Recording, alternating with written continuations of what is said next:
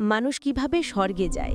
কিছু মুসলিম বলে যে মুসলিমরা সবাই স্বর্গে যাবে, যে যদি কেউ মুসলিম হয় তবু সে অবশ্যই স্বর্গে যাবে না। তাই যারা বলে শেষে আমরা স্বর্গে যাব তারাও মূর্খ। দর্শক মণ্ডলী, আসসালামু আলাইকুম। আশা করি আল্লাহর অশেষ রহমতে সকলেই অনেক অনেক ভালো আছেন। আলহামদুলিল্লাহ, আমিও ভালো আছি। আপনারা হয়তো অনেকেই ডক্টর জাকির নায়েক সাহেবের লেকচার দেখে থাকেন। আজকে এমন একটা প্রশ্ন উত্তর আপনাদেরকে দেখাবো যেখানে ডক্টর জাকির নায়েক সাহেবকে একটি কঠিন প্রশ্ন করা হয়েছে। মাশাআল্লাহ, আলহামদুলিল্লাহ, ডক্টর জাকির নায়েক সাহেব এত সুন্দর করে আনসার দিয়েছেন যা আপনারা দেখলে অবাক হয়ে যাবেন। সেখানে অনেকেই ভাবছিল যে ডক্টর জাকির নায়েক সাহেব এই প্রশ্নের উত্তর কিভাবে দিবেন, তবে শেষ পর্যন্ত দেখলে আপনি অবাক হয়ে যাবেন যে আসলে ডক্টর জাকির নায়েক সাহেব কিভাবে সেই প্রশ্নের উত্তর দিলেন। তো চলুন দর্শক, বিস্তারিত ভিডিওটি দেখে আসি। যারা যারা চ্যানেলে এখনও নতুন আছেন সাবস্ক্রাইব করে সাথেই থাকুন। মানুষ কিভাবে স্বর্গে যায়? কিছু মুসলিম বলে যে মুসলিমরা সবাই স্বর্গে যাবে, যে যদি কেউ মুসলিম হয় তবু সে অবশ্যই স্বর্গে যাবে না। তাই যারা বলে শেষে আমরা স্বর্গে যাব তারাও মূর্খ।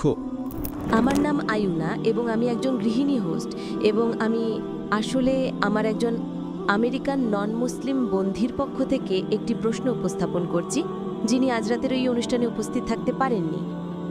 এবং প্রশ্নটি হলো, তিনি বলেছেন যে মানুষ কিভাবে স্বর্গে যায়। যেমন তিনি শুনেছেন যে কিছু মুসলিম বলে যে তারা সবাই শেষে স্বর্গে যাবে, এমনকি যদি তাদের কিছুটা সময় নরকে কাটাতে হয়।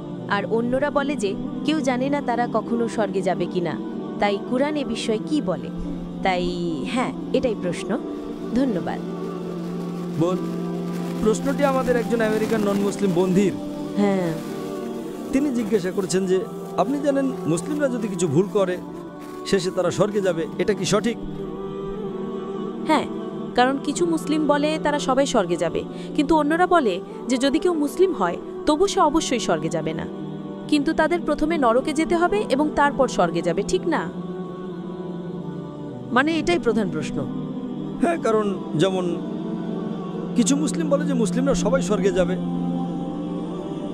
হ্যাঁ, কিন্তু কেউ কেউ বলে যে এমনকি যদি তারা একজন মুসলিম হয় তারা স্বর্গে যাবে, কিন্তু প্রথমে নরকে যেতে হবে, তারপর পরে স্বর্গে যাবে। এরকম প্রশ্ন হলো, যদি কোনো মুসলিম পাপ করে হ্যাঁ হ্যাঁ তারা কিছু সময় নরকে থাকবে এবং শেষে স্বর্গে যাবে, এটা কি সঠিক? হ্যাঁ, আল্লাহ কোরআনে সূরা নিসার 48 নম্বর এবং 116 নম্বর আয়াতে বলেছেন, যদি আল্লাহ ইচ্ছা করেন তিনি যে কোনো পাপ মাফ করতে পারেন, কিন্তু শিরকের পাপ তিনি কখনো মাফ করবেন না। যদি আপনি আল্লাহর সাথে শরীক স্থাপন করেন তবে আল্লাহ আপনাকে কখনো ক্ষমা করবেন না, যতই ভালো হন, কারণ এটা ইসলামের সবচেয়ে বড় পাপ। আপনার নিজের এখন যে মুসলিমরা শিরক ছাড়া অন্য কোনো পাপ করে, যদি আল্লাহ ইচ্ছা করেন তিনি পাপটি মাফ করতে পারেন। শিরকের পাপটি সবচেয়ে বড় পাপ যা আল্লাহ কখনো মাফ করবেন না, যদি আপনি মৃত্যুর আগে সংশোধন না করেন। আপনি মৃত্যুর আগে বলেন যে তা অনুসরণ করেছেন, কিন্তু যদি আপনি মুশরিক হিসেবে মারা যান তবে আপনাকে 100% নরকের শাস্তি পেতে হবে। কিন্তু যে মুসলিমরা যারা নন মুসলিমদের বলে যে শেষে আমি স্বর্গে যাব, তারাও বড় মূর্খ। নরকে থাকা কোনো মজা নয়। হ্যাঁ হ্যাঁ হ্যাঁ, আপনি 1 মিনিটও সহ্য করতে পারবেন না বছরের পর বছর। তাই যারা বলে শেষে আমরা স্বর্গে যাব তারাও মূর্খ, কিন্তু নন মুসলিমদের তুলনায় কম মূর্খ। নন মুসলিমরা চিরকাল নরকে থাকবে।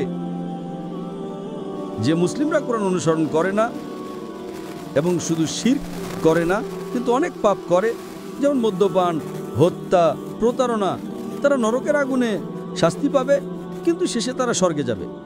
কিন্তু তারা কয়লার মতো হয়ে যাবে, জানেন কয়লা। তাই নরক কোনো মজা নয়। তাই যারা বলে শেষে আমরা স্বর্গে যাব, তারা জানে না যে নরকে 1 সেকেন্ডও থাকা সহজ নয়। তাই আমরা প্রার্থনা করি আল্লাহ সুবহানাহু ওয়া তাআলার কাছে যেন তিনি আমাদের পাপ মাফ করেন। আমরা চেষ্টা করি এবং ভালো কাজে বেশি করি যাতে আমাদের ছোট পাপ আল্লাহ মাফ করেন। তাই আল্লাহ কোরআনে বলেছেন, বড় পাপ থেকে দূরে থাকো এবং আল্লাহ আপনার ছোট পাপ মাফ করবেন। এবং আপনারা ইমাম আদ-দাবিরের একটি বই লেখা হয়েছে 70টি বড় পাপ। তাই মুসলিমদের সতর্ক থাকতে হবে যাতে তারা শিরকে জড়িত না হয়। তারা সবসময় সালাত পড়বে, যাকাত দেবে, রমজানে ফাস্ট করবে, হজ করবে, বাবা মায়ের প্রতি ভালোবাসা ও শ্রদ্ধা দেখাবে। দেখবেন যে আপনি মাতলিটি করবেন না, জিনা করবেন না। সব আদেশ আমি ক্রমে বলছি, আপনি বুঝেছেন তো? তাই আমাদের মুসলিমদের দেখতে হবে যাতে আমরা কোরআন এবং হাদিসের নির্দেশনা অনুসরণ করি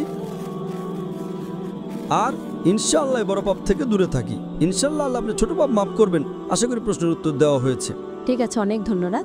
সম্মানিত দর্শক মণ্ডলী, আশা করি সম্পূর্ণ ভিডিওটি দেখলেন এবং আজকের এই ভিডিও সম্বন্ধে আপনাদের মতামত অবশ্যই কমেন্ট সেকশনে জানিয়ে দিবেন। দেখা হচ্ছে পরবর্তী ভিডিওতে। আসসালামু আলাইকুম ওয়া রাহমাতুল্লাহি ওয়া বারাকাতুহু।